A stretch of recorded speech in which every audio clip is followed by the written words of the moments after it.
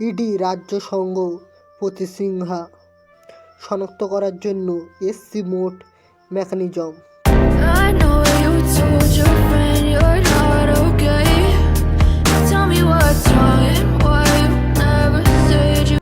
শীঘ্র আদালত পরামর্শ দেয় যে একটি তামিলনাড়ুতে পরীক্ষা করা যেতে পারে। এটি প্রতিশ্রুতিমূলক গ্রেপ্তার রোধ করার সময় দুর্নীতি দোষীদের শাস্তি নিশ্চিত করতে চায়। The Hindu newspaper version Bengali, Krishnadas রাজ্য গোপাল, নতুন দিল্লি।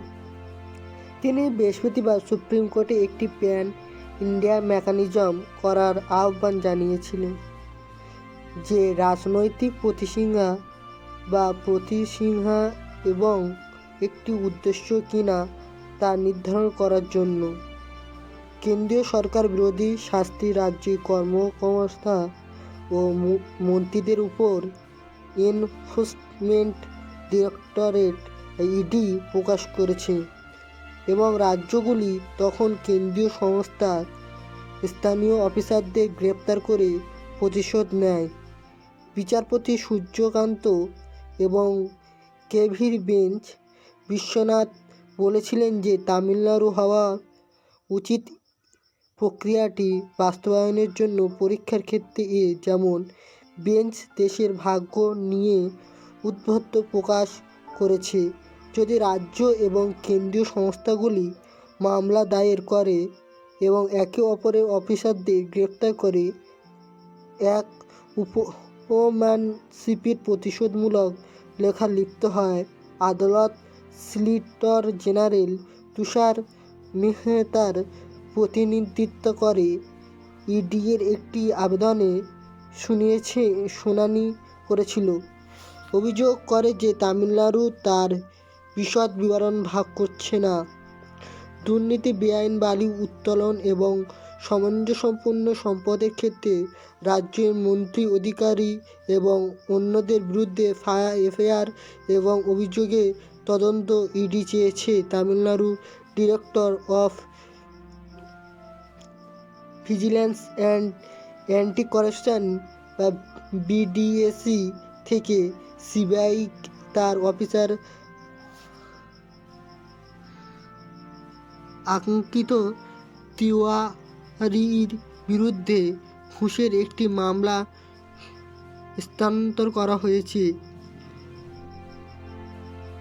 ডিন্ডিগুলো এক চিকিৎসকের কাছ থেকে 20 লক্ষ টাকা নেওয়ার অভিযোগ উঠেছে। সিনিয়র অ্যাডভোকেট কপিল সিবাল এবং Tamil Nadu advocate general senior advocate Amit Anand Tiwari পাল্টা জবাব দিয়েছেন যে কেন্দ্র কেবলমাত্র টার্গেট করতে ইডি ব্যবহার করেছে। বিজেপি শাসিত রাজ্যের রাজনৈতিক প্রতিহিংসাপরতার কারণে দেশের ফেডারেল কাঠামোগুলি হুমকির মুখে পড়েছে বলে তাদের অভিযোগ।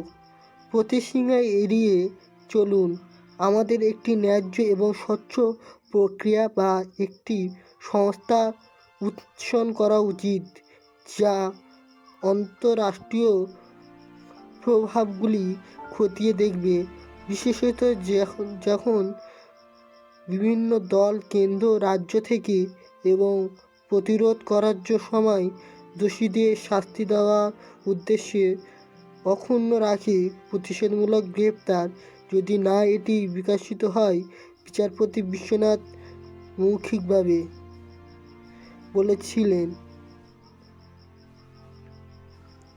আমাদের উচিত একটি ন্যায্য ও স্বচ্ছ ব্যবস্থা বা একটি সংস্থা যা আন্তঃরাষ্ট্রীয় প্রভাবের দিকে নজর দেবে এবং প্রতিশোধমূলক গ্রেপ্তার রোধ করার সময় দোষীদের শাস্তি দেওয়ার উদ্দেশ্যকে অক্ষুণ্ণ রাখতে হবে।